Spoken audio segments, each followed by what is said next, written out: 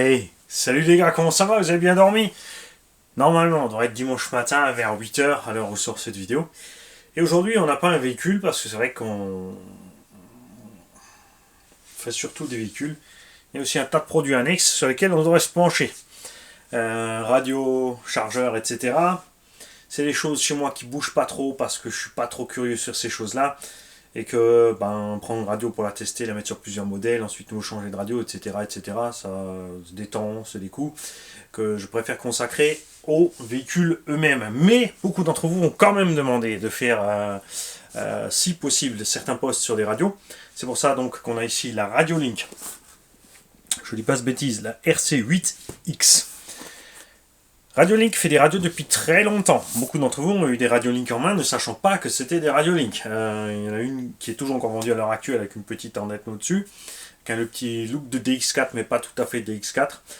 Il y a les Dumbo RC qui sont des Radiolink, les radios d'origine du Yikon et du Kakapit par exemple, qui sont toutes les deux aussi les mêmes Radiolink, simplement dans une autre enveloppe. Mais même principe de fonctionnement.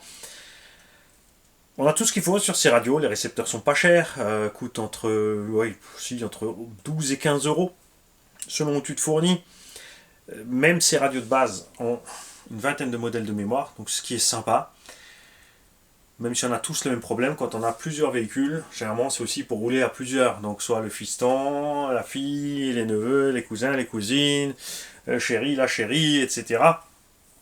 Il y a comme envie que plusieurs véhicules puissent rouler en même temps. Tu te retrouves donc à mixer un petit peu les radios. Au final. Il y a certains modèles où tu n'as pas besoin de radio très compliquée. Une simple deux voix sans le moindre réglage va très bien parce que tu n'as pas besoin de régler les butées gauche-droite puisque ça fonctionne. Euh, c'est sympa toujours d'avoir une bride. C'est pour ça que je suis un inconditionnel de la radio de base qui a sur le dessus 4 potentiomètres et 2 inverseurs sur une deux voies. 4 potentiomètres pourquoi? Pour une butée des gaz gauche, enfin une butée des gaz, une butée des freins. Donc on peut instantanément brider gaz et freins séparément.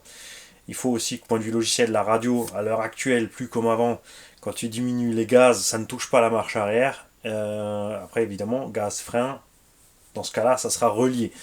On a maintenant des radios qui séparent les gaz des freins, le frein de la marche arrière pour diminuer le truc. Mais ça encore, c'est pas trop grave. Et tout simplement une butée de direction gauche-droite. C'est moins rapide qu'un dual rate. Le dual rate fait simultanément la réduction de la direction gauche-droite. Les points de butée, gauche-droite, il faut les faire séparément. Mais en général, une fois que tu les as fait, tu touches plus. Après, si vraiment le terrain est glissant, tu dois diminuer. C'est vrai que tu dois diminuer deux potards au lieu d'un seul. Il faut te faire tes petits repères pour pas aller quand tu remontes tes potards trop loin. D'où l'intérêt du dual rate pour beaucoup. Et des inversions, bien sûr, parce que tu as des cerveaux que tu peux inverser. Les variateurs électroniques aussi, son câble, tourner câble moteur, inverser la voie, etc. Ça, c'est vraiment le minimum à voir, je trouve, de nos jours. On a plein de radios électroniques. Moi, ça fait un moment que je roule sur mes DX4S et C. Ça marche sans encombre. J'ai une bonne portée, j'ai une bonne sensation main. J'aime le look de la radio parce que ça aussi, c'est un paramètre qui rentre beaucoup en compte, ce que beaucoup de constructeurs n'ont pas fait. On a certaines radios qui sont vraiment étranges, voire moches. Il y a des radios qui sont très compliquées à utiliser. Enfin, c'est comme toujours. Tu es habitué à certains systèmes, tu changes de système, c'est compliqué. Mais chacun a sa petite logique, fut à pas, cas au propos, chacun là ses petits trucs à part. Il y a eu un grand split entre les marques à un certain moment au niveau de l'évolution électronique. Il y en a qui sont restés sur des anciens trucs, il y en a qui sont revenus sur des trucs modernes. Mais entre cette toute dernière génération dont maintenant on parle ici, la WeFly X9, la Radiolink X8, tous les radios des derniers modèles, tout ce qui est écran tactile en fait, c'est qu'il y a des choses qui étaient faites au départ dans la radio que tu ne pouvais plus modifier. Maintenant, avec ces écrans tactiles, arrive une énorme simplification, puisque tu prends en fait un téléphone portable, c'est un mini PC, tu peux faire n'importe quoi, que tu colles sur une radio pour avoir relié physiquement un potentiomètre pour tourner, un potentiomètre pour les gaz et quelques boutons que tu peux soit mettre en potard aussi, soit en interrupteur à plusieurs positions. Et ça simplifie énormément les choses, surtout au niveau de la programmation et surtout au niveau du fait que vous allez voir ici, c'est que l'utilisateur peut choisir ce qu'il fait avec chaque voix. Alors ça, c'est à peine en train de venir. Il n'y a pas encore beaucoup de radios qui ont ça. Il y a celle-là, il y a la Noble, je crois, et peut-être encore quelques radios évoluées de haut de gamme de compétition, des radios hors de prix. Là aussi, on est déjà sur une radio relativement chère. On est à 350 €, mais avec une lipo à bord. Un récepteur 8 voix qui a la télémétrie, le système de stabilisation pour ceux qui veulent. Et attention, le récepteur lui-même peut prendre jusqu'à 12 volts. Donc une 3S directement dessus, le récepteur peut encaisser. C'est assez fou, et le plus fou, c'est que la télémétrie est prévue jusqu'en 8S.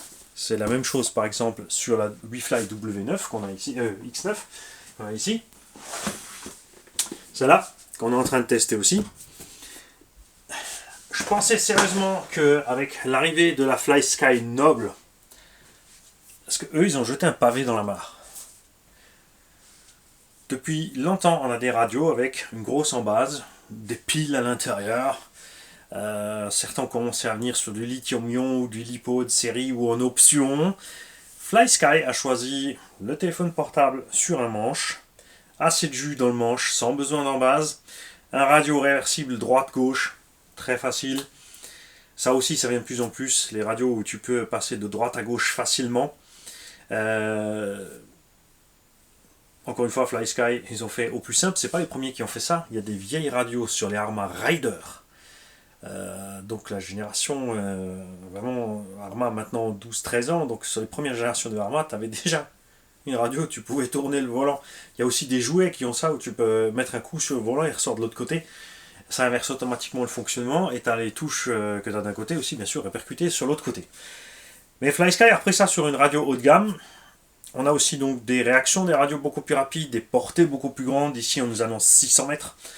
Sur la Wi-Fi, par exemple, je crois que c'était dans les 800 mètres. Quand il parle de ces distances-là, attention, c'est toujours à plat, sans obstacle.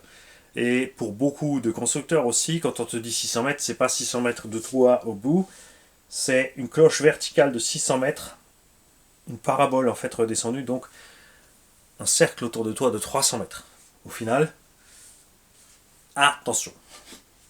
Il y en a par contre, effectivement, ils te disent, c'est 600 mètres, tu peux aller à 600 mètres. Toujours dans des conditions idéales, hein, c'est-à-dire sans antenne relais à côté, sans bâtiment en acier, de béton armé, tout ce qu'il faut. C'est à prendre en compte. Toutes ces nouvelles radios aussi prennent en compte une multitude d'usages possibles, et c'est là que chacune se démarque un petit peu. La télémétrie, bien sûr, comme dit ça vient énormément, de plus en plus, pour avoir le voltage du bec. Donc le récepteur redonne son voltage à la radio pour que tu saches ce qui se passe avec la réception de ton bec. Alors, dans le cas d'un véhicule brushless qui fonctionne, qui utilise le jus de sa batterie de propulsion pour le bec, il n'y a pas trop de surprises en général. Le bec vario est réglé entre 6 et 7,4, 8,4 maintenant pour les derniers varios, et ça reste stable. Tout simplement, c'est une transformation de courant à l'intérieur du récepteur pour ressortir la même chose. Et évidemment, si tu as un véhicule qui roule en 2S et que tu mets un bec à 7,4, quand ta 2S diminue à 6 volts, tu n'as plus 7,4 volts à la réception. Là, ça va chuter de l'autre côté. Dans ce cas-là, tu peux régler des alarmes. Mais c'est pas là le problème, c'est surtout donc sur les véhicules essence, nitro, diesel, tout ce que tu as envie de fabriquer, qui a besoin d'une batterie externe d'alimentation pour le récepteur. Donc quand cette batterie, la tension de cette batterie va chuter, la radio pourra te donner un signal, ce qui n'était pas le cas avant. Ça n'empêche pas, je vous conseille toujours tous, sur tout ce qui est véhicule combustion, d'utiliser ce qu'on appelle un coupe-circuit. C'est-à-dire que si la réception se coupe, que le moteur se coupe aussi. Qui ne continue pas à s'alancer comme il veut, plus un fail-safe, ça c'est programmé dans la radio. C'est un système qui permet, si tu coupes la radio, à donner le récepteur prend une position par défaut des éléments. Donc dans le cas d'un véhicule thermique, tu vas mettre un frein à fond. Dans le cas d'un véhicule électrique, tu ne mets pas de frein à fond. Pourquoi ? Parce que si le véhicule est en train d'avancer, oui, il freine, mais s'il est à l'arrêt, dans le cas d'un véhicule de loisir, surtout qui a une marche arrière programmée, s'il est à l'arrêt quand tu coupes ta radio, pour lui, c'est un signal de marche arrière. Il fout le camp en marche arrière. Donc là, dans ce cas-là, personnellement, je préfère braquer à fond d'un sens. Ça, au pire, le véhicule fait une boucle, s'accroche quelque part ou tourne en rond. Ça m'est jamais arrivé, mais on sait jamais. Donc faites gaffe à ce que vous programmez, prenez-vous le temps. Et donc, aussi, de plus en plus maintenant, ces radios dernière génération prennent en compte que même les utilisateurs de loisirs au modélisme, on commence à monter le voltage des batteries de propulsion. Et donc, on peut coupler la batterie de propulsion jusqu'à 8S sur cette radio pour avoir au tableau de bord de la radio l'indication de voltage des batteries embarquées, avec aussi la possibilité de mettre une alerte. Ça permet aussi de voir ce que tu fais. Par exemple, là aussi, oui, je devrais me poser, prendre le temps de filmer ça, justement en profitant de cette radio, de mettre un gros moteur, ja, sur un variateur puissant, ja, et de mettre des batteries de très basse qualité, avec un air gros opinion, forcer la bête pour vous montrer ce qui se passe avec le voltage. Parce que je pourrais le faire en statique, tout simplement, avec un voltmètre embarqué et tenir la voiture, ou mettre une caméra au-dessus de la voiture pendant qu'on roule, tu vois, ça devient compliqué, alors que là, j'ai l'indication au tableau de bord. Donc tout ce que j'ai à faire pendant que je le fais, sur les forces d'accélération, les freinages ou contre un mur, c'est de baisser la tête pour vous filmer ce qui se passe à l'écran. Par exemple, on n'a pas encore la télémétrie pour 12S et plus, ça va venir. On a enfin réussi à aller travailler jusqu'à 8. Le 12S devient fréquent aussi en 1/5 maintenant. Au début, souvenez-vous, ils en sont où les pros là? Eh ben en 12S. Alors, je disais là où elles se démarquent toutes, c'est que chacune ensuite a ses petits systèmes de plus ou de moins. Chez Radiolink, ils ont prévu pour le FPV. Cette radio a été prévue pour un truc basique de FPV, c'est-à-dire que tu peux acheter une option en plus pour fixer un module FPV sur la radio. Donc ensuite tu prends une caméra avec récepteur que tu fixes à ton véhicule et tu as sur l'écran, vous allez voir, intégré une possibilité d'avoir un mini affichage. Alors c'est un mini affichage, c'est pas pour rouler vite, c'est juste pour un petit truc embarqué selon ce que tu fais. Ils ont prévu bien sûr aussi le pupitre pour mettre un écran plus grand, ça va de soi, pour profiter mieux du FPV. On va commencer par sortir cette radio-là, parce que là, Mani est parti, il va t'expliquer les théories pendant 1 heure. Tu reçois donc avec les petits R8FG, donc un gyroscope avec toute la télémétrie et tout ce qu'il faut. Ces récepteurs et ces radios sont disponibles directement sur Amazon. Tu peux commander Radiolink partout où tu veux, sur AliExpress ou autre. Alors chez Banggood, je ne veux pas dire, tu peux les avoir sûrement aussi. Mais si tu commandes même sur AliExpress, ils te livrent. Si tu commandes dans le shop Radiolink, ils te font livrer de Amazon Europe si tu es en Europe, directement. Donc ça va très vite. Mais je t'invite à aller sur Amazon. Pourquoi? Parce que non, il n'y a pas de partenariat, il n'y a pas de remise, il n'y a rien. C'est tout simplement que le prix sur Amazon est plus bas que ce qu'il est sur AliExpress. 350 € la radio, livré avec un récepteur, la bandoulière Radiolink, un câble. Bon, celui-là il est un peu funky. Pour justement cette télémétrie dont je vous parlais du voltage embarqué des batteries, avec des petites prises XT60, tu peux pas évidemment chanter 8S avec une petite XT60 au milieu. Ça va pas bien se passer pour ta XT60. Alors ça, je te le promets. Après, bien sûr, c'est des catégories de véhicules aussi où les gens font les choses eux-mêmes. Donc, tu soudes ton cordon directement sur ta sortie et tu vas te brancher.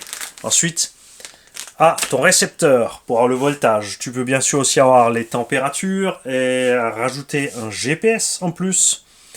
Tout ça. Cordon USB-C pour la charge de la radio et la mise à jour. Petite lipo 2S livrée avec, mais pas de chargeur. Pour ça, tu peux utiliser des petits chargeurs simples que tu branches directement sur port USB. Si tu n'as pas envie de chercher de midi à 14, j'en ai un là. Regarde ce genre de choses. Où tu branches directement ta petite 2S. Bien sûr, tu peux te faire le cordon nécessaire pour ton chargeur plus balèze pour charger ça. C'est une 1700. Tu forces pas sur la charge, ça sert à rien. J'en ai commandé d'autres. Histoire d'être tranquille. Comme ça, si jamais j'arrive sur le circuit, je suis en cut-off ou quoi que ce soit, il y a un bug, je peux facilement juste changer ma lipo, pas attendre qu'elle soit rechargée. L'intérieur aussi, c'est prévu pour plusieurs petites piles. Les petits formats, par contre, pas les AA, donc les AAA. Tu crois pas que jamais j'ai retenu ça, parce que jamais ça m'a préoccupé, même si chaque fois tu cherches. Donc, il n'y a pas de AA dedans, ce sont des AAA, les toutes petites. Celle-là, bouge pas, j'en ai là. C'est ce genre de choses que tu peux mettre dedans. Donc, bien sûr, tu peux n'avoir qu'une seule lipo et avoir ton rack de batterie AAA de secours en cas de besoin. Ça va aussi. Bien sûr, de mettre des animations à bord ou d'autres choses. Tu reçois des petites clés Allen avec et un autre morceau de gâchette. Là, la plupart ont compris. Tu peux régler l'entredent de la gâchette. C'est bien sûr une boîte qui contient une mousse qui contient la radio. J'ai hâte de voir arriver aussi, puisque là maintenant tu as la FlySky Noble, tu as la WeFly, tu as la Radio Link. Pourquoi je parle de ces radios plutôt que Futaba, Sanva, Kao Propo? Parce que Futaba, Sanva, Kao Propo, Spectrum. Alors Spectrum encore, les gammes de prix radio ça va. J'aime pas le look des nouvelles Spectrum actuellement. Et ce qui me plaît pas sur ces 4 autres radios, surtout Futaba, Kao Propo et Sanva, ce sont le prix des récepteurs qui sont complètement à côté de la plaque. On a des récepteurs entre 70 et 150 euros. 28 euros avec la télémétrie jusqu'en 8S.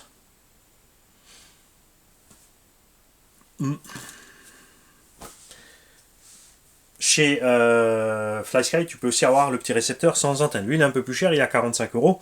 Mais chez tous les autres, que ce soit WeFly ou eux, justement, tu es sur des récepteurs entre 20 et 40 euros selon le 2 voix, 4 voix, 6 voix, 8 voix, plus toute la télémétrie, tralala. Donc, tu as vraiment beaucoup de choix. Et ce que j'attends toujours de la part des constructeurs, c'est d'arrêter de faire des boîtes de rangement et de faire des mallettes de transport. C'est quand qu'on va recevoir les radios emballées directement dans une sacoche radio avec un petit logement pour les batteries de réserve, un petit logement pour des récepteurs de réserve et un minimum de matériel radio embarqué. Poser ton récepteur GPS, ton FPV, tout ça. On en veut toujours plus. C'est normal, elle nous coûte de plus en plus cher. Point de vue présentation, un peu plus massive que la WeFly X9. Donc là aussi, toujours, ça dépend de tes goûts et de ce que tu aimes ou pas. On est un peu plus compact là-dessus. La Noble se situe dans cette taille-là avec moins de protection autour, puisqu'on a juste une espèce de smartphone posé. Il y a la Pro qui a plus de protection, mais la Pro, la gamme monte. Hein. On part sur une FlySky Noble à 240-250 euros. Ici, on est aussi dans les 250-300, ici dans les 300-350. Selon que tu prends avec ou sans lipo, ou machin, ou bidule. Toujours les prix, en ce moment, on peut que vous donner des indications parce que les prix, ils font ce qu'ils ont envie, en fait. Il y a du vent, oh, le prix est monté. Une dépression, oh, le prix a chuté. On sait pas. Une guerre quelque part où les éléments ne sont pas fabriqués, hop, produit en manque parce que c'est fabriqué là-bas tout d'un coup. Voilà. L'optique, tu l'aimes ou tu l'aimes pas. Moi j'aime bien, on a un écran quand même qui est bien protégé autour. Vous en doutez aussi que cette petite photo pesait sur la balance. La radio est orange et bleue. Waouh. Comme toujours, on a des petites LED de partout parce que les gens aiment ça. T'inquiète, on va vite sortir ça, tu vois. Donc le logement pour 1, 2, 3, 4, 5, 6, 7, 8. C'est les baby bouchettes. Hop. Mani, ça y est, il a tout cassé. Qu'est-ce qu'il fait? Bourrico. Donc ça, tu le sors, tu fais gaffe. C'est une double prise qui veut dire que tu peux te tromper de sens. C'est gravé dedans, tu fais très attention, tu n'inverses pas le plus et le moins. Sinon, c'est Mimi Serrara, c'est la même merde. Tu peux mettre des batteries plus grosses que ça. Tu peux mettre, je pense, un pack lithium-ion. Mon avis, passe large là-dedans. Ça rentre aussi, ça suffit. C'est super fiable. Des batteries comme ça. Alors là, ces batteries-là, ils les vendent un peu plus cher, c'est entre 15 et 20 euros quand même, ce qui fait cher pour des petites batteries comme ça, par rapport au lithium-ion. Mais ça, c'est la Express Radiolink. Attention. J'ai pris, enfin là, celle-là était livrée avec, mais les autres aussi. J'ai commandé exprès les batteries Radiolink. Si tu prends des petites lithium-ion, tu t'en tires des packs de 3 à 15-20 euros. Chacun de voir ce qu'il veut faire. On a une fixation pour la Dragon, qui te livre avec, donc. On a un gros switch là, sur lequel tu peux programmer ce que tu as envie. Vous allez voir, on va y arriver dans le menu. Tu peux vraiment sur cette radio dire que la voix 2 est là. Ok, mais tu peux aussi dire non, je n'ai pas envie que ce soit comme tout le monde le fait. Je veux que ceci devienne ma voix 4. Tu peux le faire sur cette radio. À ce sujet, là, les gaz sont assez fermes, j'aime bien. Il y a beaucoup de radios où c'est relativement tendre. Si c'est réglable, c'est cool parce que tu peux durcir. Si c'est pas réglable, pour moi, ça me convient pas quand c'est trop tendre. Là, c'est relativement ferme. Le frein est plus tendre. On a une course plus grande sur les gaz que sur les freins. On peut donc changer ici une partie de la gâchette pour adapter au doigt. Parce que c'est vrai que si tu as un petit doigt, la latence entre gaz et frein, tu vois, quand tu roules, surtout niveau compète, hein, nous le loisir, ça va. Mais le temps de faire ça, bah, tu perds une fraction de seconde. Et en plus, après, justement, tu vois, tu es peut-être un peu brutal sur le frein. Et du coup, tu fais ton petit jeu en marche arrière. On a très intéressant, je viens de voir ici, à la lumière, un truc. Et regarde, je sais pas si tu vas l'entendre. On a un contact. Alors, je sais pas si c'est juste une butée physique ou si effectivement la radio va recevoir un contact de fin de course. À voir. Tu peux donc régler ici le ressort justement pour la dureté. Là-dedans, tu peux régler le ressort de la direction qui est pas mal aussi. Ça, c'est le genre de truc toujours à éviter qu'on entend sur plein de vidéos. Les mecs qui roulent comme ça dans les virages. Déjà, là, à force, tu vas claquer ton potard là-dedans, même si c'est très endurant. Le problème, c'est que le cerveau fait la même chose sur le véhicule. Surtout les nouveaux cerveaux brushless, ils vont faire la même chose. C'est contre-productif pour la précision, l'endurance, la durée de vie, et tout ça, tout ça.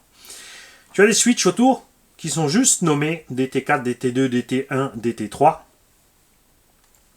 Pourquoi ils ont fait 1, 2, 3 et 4 ? Parce qu'ils ont le même ordre d'allumage que Mani. 1, 3, 4, 2. Non, c'est tout simplement ici les switches principaux 1 et 2, sur lesquels, par exemple, en façon générique, tu utilises le trim des gaz et de la direction. Là, par exemple, tu peux te mettre le taux de freinage. Là, tu peux te faire le taux d'AVC. Là, le dual rate de la direction. Ici, le volume de la radio. C'est écrit VR, ça peut être volume radio. Ça peut une fonction tout simplement là-dessus. Un interrupteur là, un interrupteur là. Donc deux positions, deux positions. Un interrupteur rapide ici, deux positions. Ceux-là aussi, ceux-là, ils ont plusieurs positions. Tu peux monter et descendre. Et tu peux pousser dessus. Donc, tu peux augmenter, diminuer ton trim. Et en plus, on peut presser. Donc, on va voir ce qu'on peut programmer. L'interrupteur rapide ici, beaucoup vont peut-être mettre, s'ils n'ont pas de puce ou de l'app monitor, quand ils vont arriver sur la ligne d'arrivée, ils vont appuyer un petit coup là pour enregistrer le chrono séparé de leur tour. C'est faisable, hein. Tu peux te mettre ton klaxon ici, dans ce que tu veux, si tu as des fonctions annexes. Parce que cette radio va du bateau au crawler.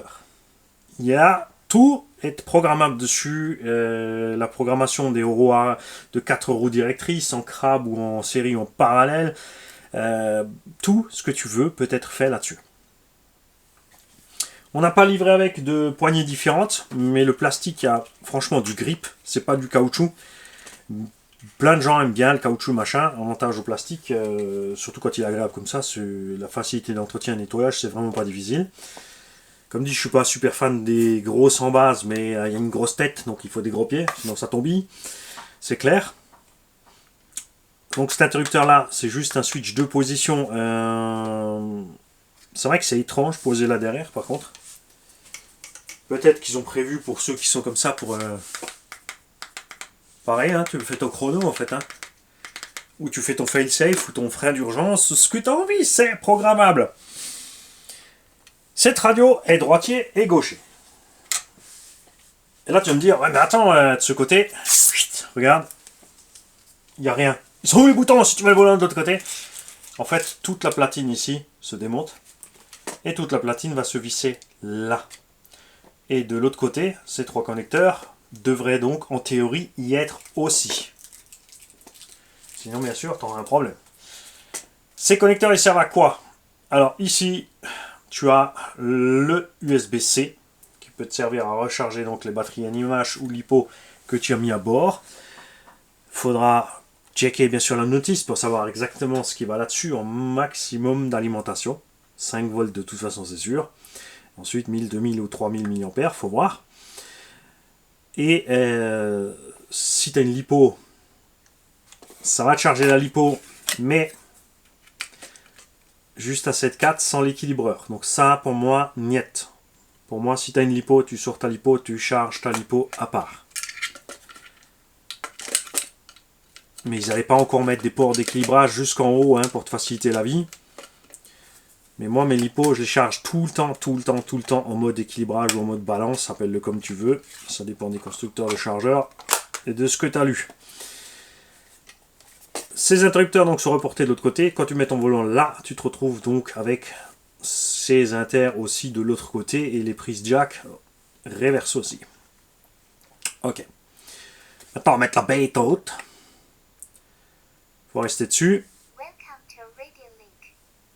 Elle te parle. Et elle est orange et bleue. Oh, c'est beau. J'aime beaucoup. Là-dessus, on a 8 voix. Tu as ici des mixages de voix. Tu vois ici USP, ça doit être pour l'ABS. On voit clairement, si tu verras peut-être pas à la radio, si à la caméra tu vois, les traits discontinus qui partent des pneus. Donc ici tu as ABS. Donc je pense que si tu l'actives, ça va s'allumer autrement. Parce que ici tout de suite en appuyant dessus on peut rien faire. Le mixage des roues, l'AVC, il y a une fonction frein à main, une fonction vitesse, une fonction cut-off moteur, donc surtout pour les thermiques. Donc à relier à un kill switch donc sur ton véhicule. Tu appuies, donc tu programmes une des touches en kill switch. Par exemple celle-là, justement. Tiens, elle a activé quoi? La Channel 6 là pour l'instant qui est programmée dessus. Donc tu appuies dessus et tu enclenches ton kill switch. Quoi qu'il arrive, ta voiture s'arrête. Tu te casses la figure, ta voiture s'arrête.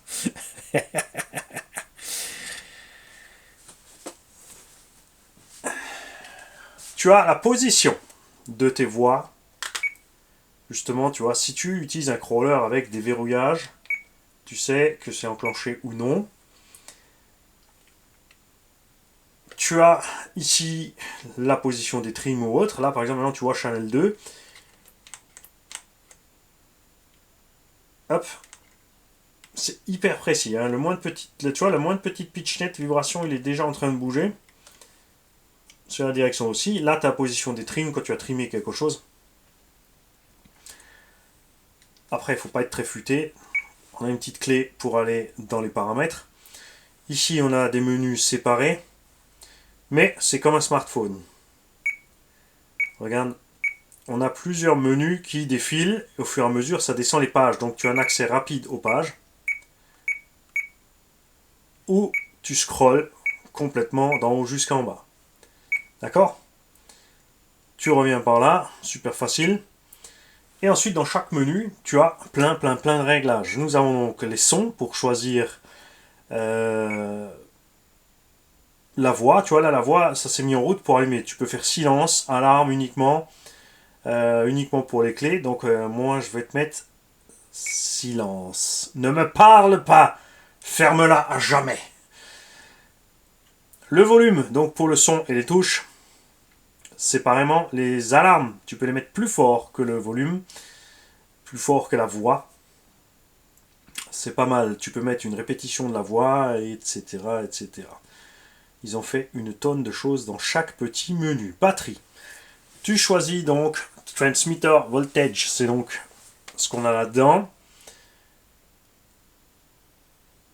tu choisis ce que tu mets. Voltage maxi et mini, comme ça, si tu te branches autre chose, ben ça bip. Si c'est pas assez élevé, ça bip. Si c'est trop élevé, ça bip. Tu peux choisir quand est-ce que l'alarme se met à sonner.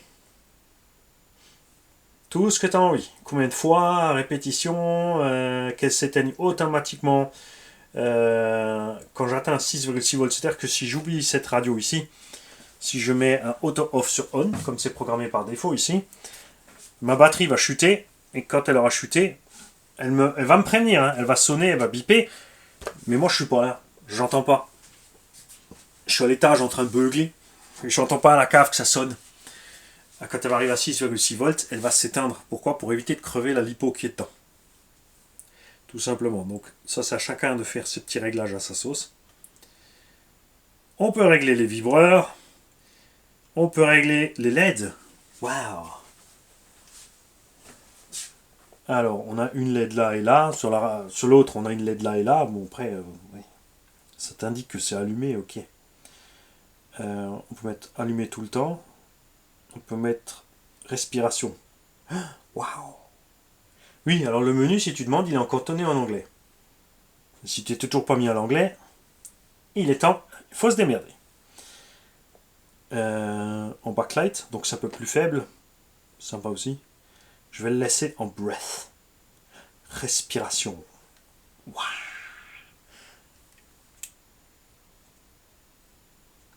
Ok.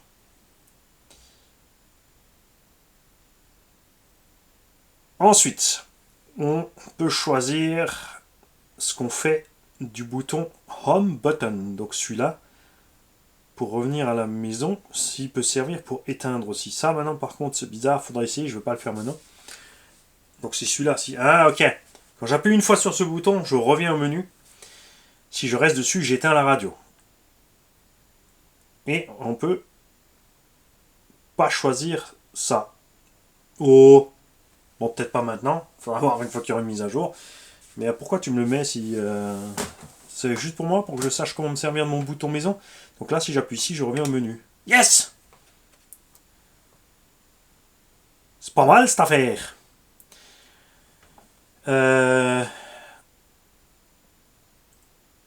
Ensuite, ça, c'est les in and output parce que tu peux donc mettre là-dessus, je t'ai dit, ton GPS, ton machin, ton bidule. Tu peux mettre un casque audio aussi. Donc là, il y a les choses à gérer à ce niveau-là. Ensuite, qu'est-ce que nous avons? Pareil pour les sorties, les entrées. Calibration. Oh! Si, par exemple, ton affichage reste toujours comme ça, quoi qu'il fasse, alors attention, si ton calibrage reste comme ça, par exemple sur la direction à 10%, tu es toujours comme ça à l'affichage et tu te demandes pourquoi. La première chose à faire, c'est de ne pas paniquer, de ne pas t'énerver parce que tu as un truc qui n'est pas au milieu. Je comprends. T'assure, je comprends. Moi aussi, j'aime bien quand tout est à zéro. Eh bien, tu vas d'abord voir les subtrims. Et tu remets d'abord gentiment ton subtrim de direction à 0. Tu mets ton trim de direction à 0 et si tu es toujours décalé, ici, tu peux faire un calibrage. C'est pas mal, hein? Waouh! Il y a même un test pour le touchscreen. Bon, les infos, on s'en fiche. Ensuite, nous avons le menu radio. Là, c'est pareil. Réglage des inversions, des points de butée, des subtrims. Et quand on va en channel setting, on peut choisir quel channel fait quoi. Sur quel channel je mets quel bouton. C'est là que ça se passe. Reviens. Haha, tu voulais pas couper. Merde. Ah, il m'a eu. Il est revenu de lui-même. Salopio. Ah, il y en a 3 des tableaux. Ah, tu peux vraiment tout faire. Et maintenant, pourquoi tu ne reviens pas? Tu as décidé de me contrarier, c'est ça? Ah, on revient immédiatement là où on était. Ah, ça c'est rigolo aussi. Aurais-tu ton premier bug, radio? No. Non, c'est parce que j'étais dans le sous-menu, je ne suis pas sorti du sous-menu avant d'aller dans le truc. Par contre, maintenant, je viens de voir quelque chose d'intéressant. Si on se met ici dans Mixing, et qu'on revient ici, quand tu es en train de rouler, tu retombes immédiatement là où tu étais. Donc tu peux te choisir quel point d'accès rapide tu as par ce bouton. Ça, c'est sympa. Donc nous en étions donc aux paramètres de base de la radio. Courage, il y a plein de menus. Il y a plein de menus. Tu peux choisir ton pad de trim, doubler la radio, le fail-safe, tout ce que tu veux. Le menu de la télémétrie, c'est là que ça devient intéressant. Donc le récepteur du signal, le voltage du récepteur, de l'émetteur, de la batterie embarquée du véhicule. Ensuite, tu peux choisir des courbes préprogrammées de direction. Tu as toujours plusieurs choix. Donc direction, gaz, frein. Attention, gaz et frein sont séparés. Il y a un truc qui me chiffonne un peu sur la Wi-Fi. Quand je suis allé dans l'expo, je peux mettre l'expo gaz, mais pas de l'expo frein. Donc maintenant, ici, par contre, on a une brake curve et je peux en programmer 3. C'est-à-dire que je peux faire 3 programmes différents sans devoir aller chercher l'un à l'autre. Je peux déjà faire plusieurs profils. Et ça, ce n'est qu'un début. Parce que tu n'es pas encore au bout de tes peines, t'inquiète, on va y arriver. Mixage de la direction, le gyro, 2 variateurs si tu as un moteur par pont. Dans le cas d'un Moab, donc un crawler qui a un moteur par pont. Tank mixing, donc pour les chars, puisque eux c'est pas pareil. C'est pareil, souvent tu as 2 moteurs sur les chars qui tournent en même temps pour avancer. Tu tournes, il y en a un qui ralentit pas l'autre. Tourner sur place, tu inverses carrément les moteurs. Il y a tout ce genre de choses. Hein. Dans tout le menu, celui-là il est un peu plus court. On peut choisir le timer. Ça c'est par contre, ouais. Pourquoi avoir mis le timer dans tout le menu? C'est vrai, il faut aller les chercher. Hein.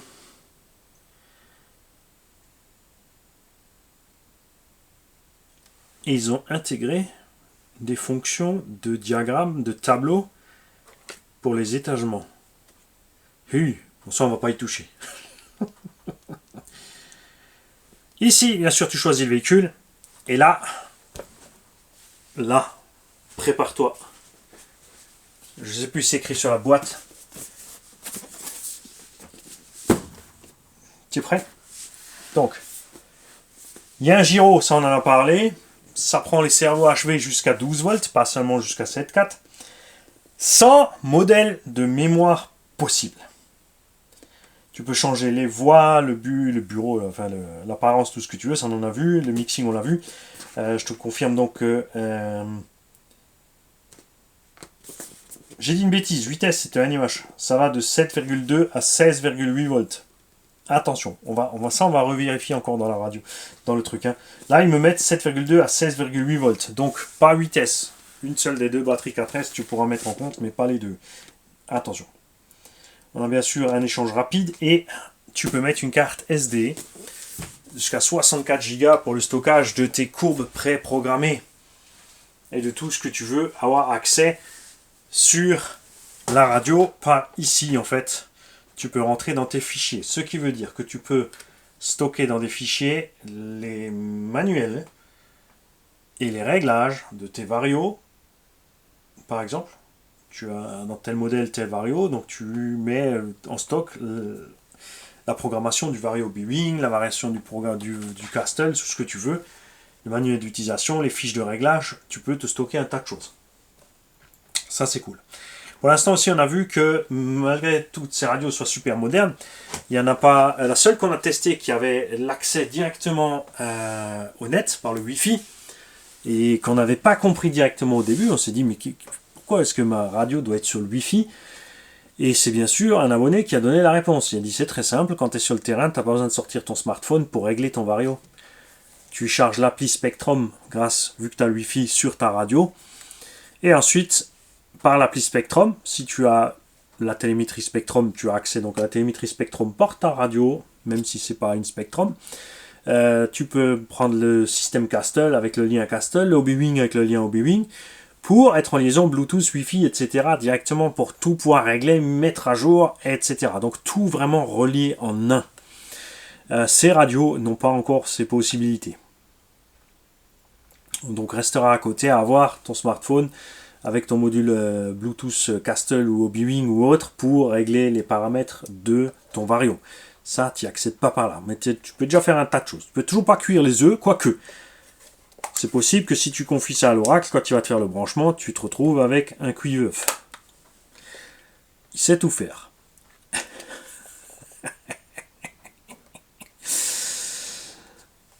Nous allons donc tester cette radio.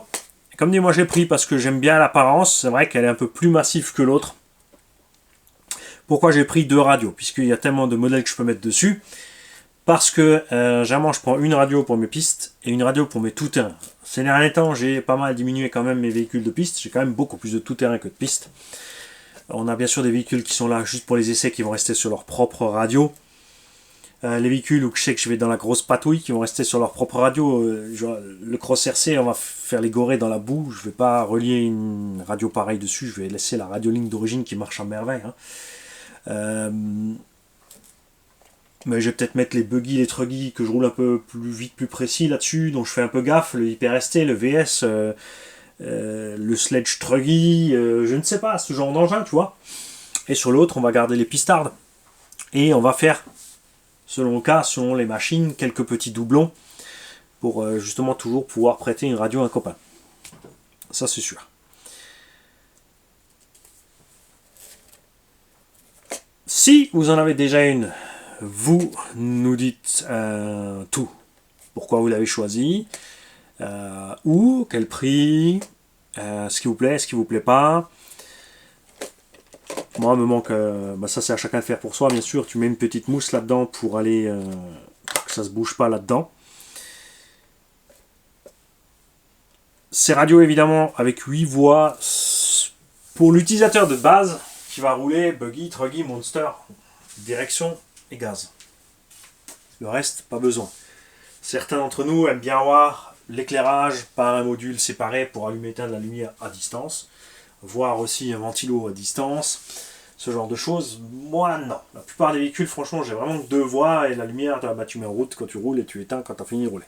Si je veux pas la lumière, je débranche et puis je roule ça.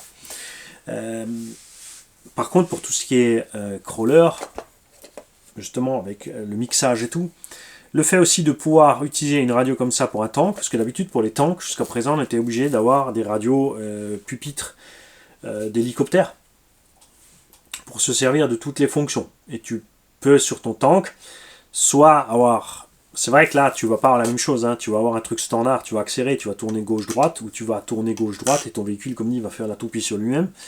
C'est pour ça qu'il y a un mixage tank, sinon ça ne marcherait pas. Où tu n'aurais qu'un seul des moteurs qui se met en route et pas de l'inversion. Sur ta radio pupitre, tu avances, tu recules et déphasé gauche-droite, comme sur le jouet Nico, avec, vous savez, qui ont un moteur par côté, 2 roues qui tournent comme ça et 2 comme ça, pas de direction. C'est le même principe. Pour ce genre de choses, pour le bateau, il n'a jamais fallu avoir grand-chose. Bateau de loisir. Après, là, tu peux commencer avec des bateaux de plaisance. Ce que j'appelle bateau de plaisance, c'est un truc justement où il y a 8 voies, donc plein de fonctions possibles pour mettre à l'eau un canoë, la petite corne de brume, tout ce genre de choses. Même si je pense que ça va être dur que les modélistes qui sont habitués à ces radios pupitres astiques avec 36 000 fonctions pour leur modèle réduit maquette, de les amener sur ce genre de choses. Mais il y en a peut-être justement qui ont ce genre de radio, qui sont habitués et que ça embête de faire l'inverse, le stick. Le fait que tu puisses programmer ce bouton sur la fonction que tu veux, sur la voix que tu veux, ça c'est quand même cool. T'es pas obligé voix 1, voix 2, là, ou voix 3 ou 4 ici. Tu peux programmer ton bouton sur la voix que tu as envie. Selon ce que tu fais, donc tu as vraiment un choix énorme. On va donc voir ce que ça vaut sur le terrain. Niveau précision, machin, je suis pas inquiet. Radiolink, quand tu vois déjà que la Dumbo est aussi agréable et précise que les vieilles Spectrum DX3 SCC ou 4 SCC que j'ai ici, je pense que ça va être pas mal niveau précision. Je ne vais pas acheter encore en plus la Noble, puisque maintenant j'ai un WeFly, parce que prendre 3 radios high-tech c'est utile. 250, enfin 200-300 euros, enfin, entre 200 et 300 euros la radio, tu vois, ça te fait aussi tout de suite un budget. C'est des choses à prendre en compte. Là, bien sûr, j'ai exagéré, j'ai pris 2 radios, celle-là 8 voix, celle-là 8 voix, enfin l'autre elle a carrément 9 voix. C'est peut-être un peu exagéré. Mais je vous l'ai dit, en ce moment, je sais pas.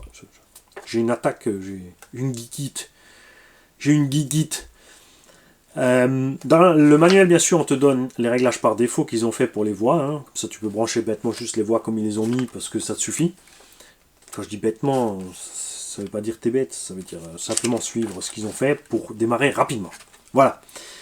Et je vais vérifier quelque chose. Effectivement, je t'ai dit une bêtise au début, c'est pas 8S, hein, c'est bien écrit là, LiPo battery in 14.8 volt on 4S. J'essaie de te faire la voix de la radio.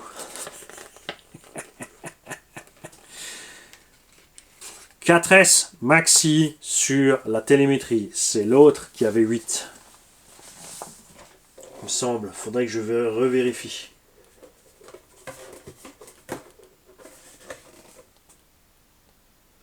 C'est pas écrit sur la boîte. Faudrait que je vérifie. Je crois que j'en avais une en main qui pouvait faire la télémétrie jusqu'à 8S, mais je crois que c'est la WiFly. Voilà. C'est aussi la raison pour laquelle je l'avais choisi, puisque je voulais mettre ça dans les 1/5. Enfin, toutes les grosses bécanes. Et maintenant, ce que j'ai demandé à Radiolink, enfin je vais demander, j'ai pas encore demandé, c'est que j'ai préparé le mail. Mais avant d'envoyer le mail, je veux vos avis encore. Parce que je vais envoyer un mail de suggestion. Je t'explique. On a ici une radio qui peut être sympa pour les maquettistes. Comme dit déjà pour les crawlers on aime bien avoir aussi du son, des clignotants, tout ça. Les drifters aussi. Puisque le gyro est totalement programmable pour faire ce que tu veux. On a une prise casque.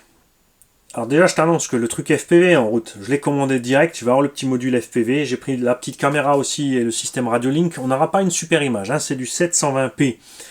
Mais c'est fait pour avoir un petit encart visuel ici. De base. Juste comme ça, quand tu te promènes avec des mini-machines, tu passes sous les meubles parce que tu as perdu des pièces. Ouais, je sais.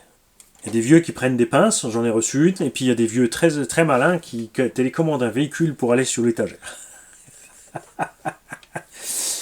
Pour le côté geek, après, on pourra profiter bien sûr de ce système FPV. Il faudra que je vois encore avec si leur système, avec quoi je peux binder, si ce système se binde avec n'importe quoi, puisque là on aura un récepteur en 5,8 Go dessus pour l'image. Qui sera alimenté par la radio, hein, c'est ça qui est cool, tu mets ton récepteur là. Donc on aura le petit retour ici, mais on peut aussi donc enregistrer sur la carte SD qu'on va aller fourrer là-dedans. Tu vois où je veux en venir? Et ensuite on va voir ce qu'on peut récupérer comme image. Après, c'est vrai que de fixer la caméra sur le véhicule, tu filmes tout simplement juste sans profiter de l'FPV, mais après si ça me prend, je foutrai mon grand écran là aussi, puis on pourra se balader comme ça directement aussi. Les idées ne s'arrêtent plus, c'est catastrophique. Donc, revenons en un mouton. Comme on a une prise casque ici, bon déjà tu as le haut-parleur, hein, tu as vu ça te parle, donc ça peut émettre des sons, si tu programmes un meu, la radio te fera un meu. C'est possible. Si on a une prise casque ici, c'est tout simplement pensé pour les compétiteurs dans les stands, quand leur chrono tourne, pour qu'ils entendent leur chrono en fait. Mais moi j'aimerais aller plus loin avec ce système de casque, on en a déjà parlé, mettre des modules de son dans le véhicule, c'est super rigolo. Quand il s'éloigne, ça devient un peu moins fort, c'est aussi assez réaliste, tu vois, c'est plus ou moins proche. Mais pourquoi ne pas avoir le module son relié ici à la détente, réglable sur la radio, avec ton casque, comme ça tu fais chier personne autour, tu as une voiture électrique qui fait pas de bruit, et toi dans tes oreilles, tu as tout ton petit son à toi. Moi, je trouve que ce serait une idée sympathique pour chacun. Comme ça, toi, tu as envie d'avoir ton son, tu as ton son. Les autres autour, ils ont le silence. Si tu dis, c'est chacun veut son son, chacun a son son. Pour pas être dans l'enfer des embouteillages. Il y a donc plein de possibilités. Au niveau des récepteurs, un petit mot là-dessus aussi, tu n'es pas obligé de prendre que des 8 voix. Tu peux prendre le 6, le 4, le 2. Il y a des mini récepteurs, puisque ces radios sont prévues aussi pour les mini zzz. Et donc les GLR et les atomiques. Parce que quelqu'un m'a demandé quels sont les concurrents des mini Z, c'est GLR et atomique. Alors j'attends bien sûr les spécialistes de la mini échelle taille Z de nous dire quel modèle dans les vidéos de mini Z, hein, par exemple, ou même là parce qu'on en parle, quels sont les modèles qui sont mieux ou moins bien, est-ce qu'il faut éviter ou pas, parce que je sais que GLR ou Atomic on fait tous les deux des modèles, ils ont une plus grande gamme de modèles, et il y a certains de ces modèles qui sont vraiment pas terribles, et par contre il y en a qui sont vraiment mieux que la Z. On veut tout savoir. Dans la Z aussi, il y a plein de modèles, vous ne mélangez pas. Mais voilà, si tu cherchais les concurrents mini Z, c'est GLR et Atomic Racing. Et s'il y en a d'autres, vous balancez. Parce que moi, c'est pas mon domaine, donc je suis loin d'avoir raison. On ne fera pas de tuto détaillé d'utilisation de la machine, puisque le menu est vraiment super simple. Tu cliques sur ta fonction, tu modifies ta fonction. Tu vois les effets sur ton cerveau. Si tu n'es pas sûr au début et que tu ne veux pas flinguer quelque chose sur ton véhicule, parce que il faut régler les fins de course de tes cerveaux de switch, pour pas aller flinguer un truc, tu poses un récepteur, tu mets 8 cerveaux. Si tu veux faire ce genre de truc, de toute façon, tu as plein de cerveaux à la maison, tu as plein de trucs à modifier. Tu te branches 8 cerveaux, tu démontes 8 que tu branches là-dessus, et ensuite tu vas changer chaque paramètre, et tu vas tester ce qui se passe, plus, moins, appuyer, ça fait ci, ça fait ça fonctionne pas. Pareil pour les modules d'éclairage, on en a parlé dernièrement avec un abonné. Les modules d'éclairage ne fonctionnent pas toujours tous de la même façon. Il y en a certains, quand tu vas avoir un switch de voie, ça ne suffira pas. La course ne sera pas suffisante pour enclencher et déclencher le switch d'éclairage. Certains vont se comporter mieux sur un potentiomètre. Il faudra à chaque fois mettre le potentiomètre pour allumer, mettre le potentiomètre pour éteindre. Il y en a qui sont à impulsion, il y en a qui sont à commande unique.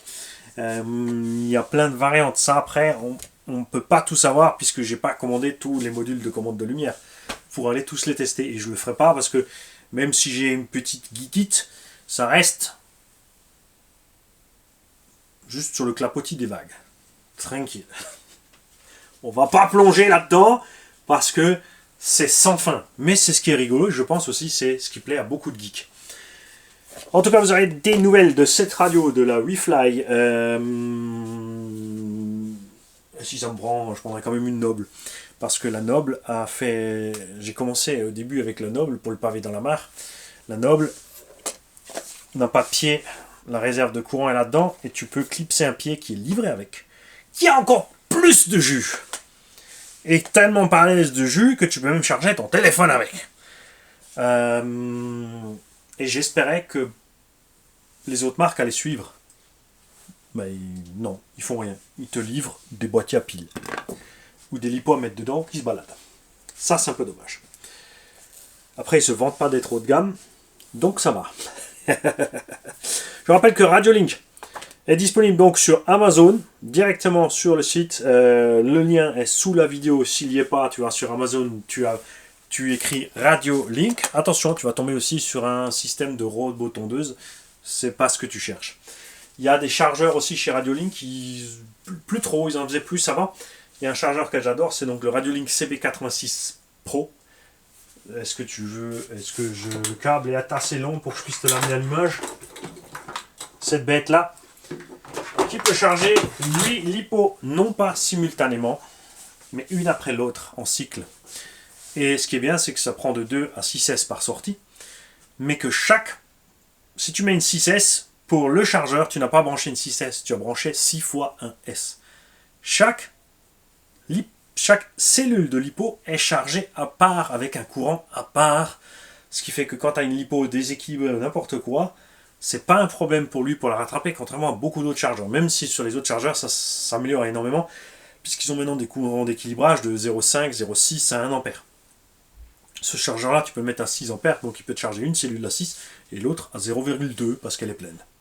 C'est un truc assez délirant. Évite 6, ça chauffe. Sur les câbles, perso, moi je l'utilise pour charger à 1 ou 2 ampères.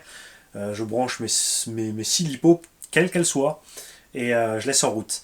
Il y a une possibilité, si tu mets 8 lipos identiques dessus, mais ça ne charge pas en fait les 8 en même temps, c'est uniquement pour la fonction storage. qui store les 8 en même temps. Sinon, en fait, il fait juste une après l'autre. Ce qui est bien, c'est que quand il a fait les 8, il recommence. Tout simplement. Je vous tiens donc au jus. Vous allez voir cette radio parce que j'ai pris d'abord... Moi, mon choix principal, c'est celle-là pour le TT. Parce qu'elle a la grosse coque bien solide autour. Et je voulais garder la WeFly pour la piste. Maintenant, on va voir l'utilisation. Comment on sait, comment ça se passe. Et comme dit, elle n'existait pas avec moins de voix. Tout simplement. J'ai commandé le module GPS aussi pour la WeFly. On s'amusera un peu avec ce module GPS, on s'amusera un peu avec la télémétrie, on s'amusera un peu avec le FPV. Comme dit, basique, hein, c'est pas... Ne vous imaginez pas, quand vous avez une FPV, rouler en regardant que l'écran. Parce qu'avec la vitesse que prennent nos bolides, je te promets un accident. L'avantage du drone, c'est qu'il est en l'air. Alors, tu freines, il reste là. Alors que la voiture, elle glisse, elle continue, c'est mimi, c'est rara, c'est la même merde. Mais on se tient au jus pour tout ça, et arrête de faire le tour, là t'es con, elle est là. Dieu. Sale gosse. Les mecs, je vous souhaite un bon dimanche. Sortez rouler, j'espère que vos batteries sont pleines. S'il pleut un petit peu, il fait humide, arrêtez de me sortir des excuses, votre électronique est étanche. Balancez un coup de silicone, allez rouler, trouvez-vous un parking, faites au moins un petit tour, détendez-vous avant de vous asseoir à table pour le repas de famille. Et puis pas trop de sel, pas trop de graisse, pas trop de sucre. Salut. Bientôt, Magnifique TV.